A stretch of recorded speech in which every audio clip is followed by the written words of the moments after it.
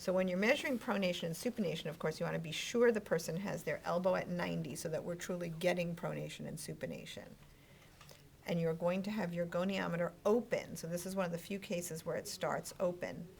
And one arm of the goniometer is perpendicular to the floor.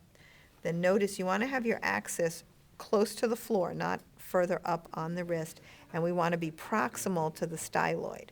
So I'm going to lay this right here, and I'm going to say, now turn your hand palm up, and this is going to follow along, and it is going to lay flat.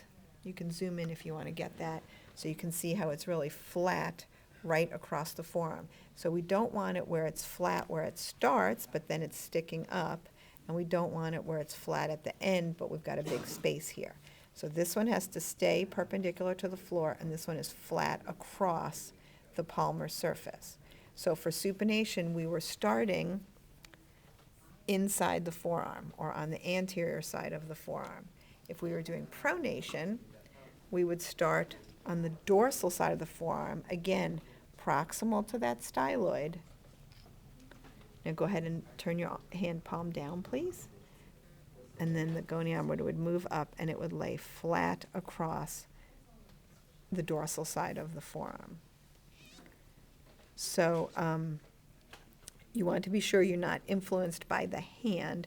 You're looking at the measurement strictly on the forearm, and you have to make sure that this arm of the goniometer stays perpendicular to the floor. Now some people like to, they think that it's better if you are holding a pencil in your hand.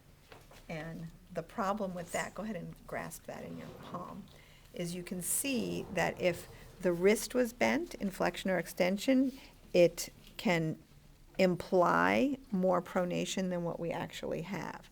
So if for some reason you would have to use that as your guideline, instead of using the pen, I would say to just have the person be a thumbs up and make sure they keep their wrist steady. And then you're looking at it like this. And now turn your palm so that it's face down, and I'm following the line of the thumb. I don't think that's as accurate, but that is an alternative method.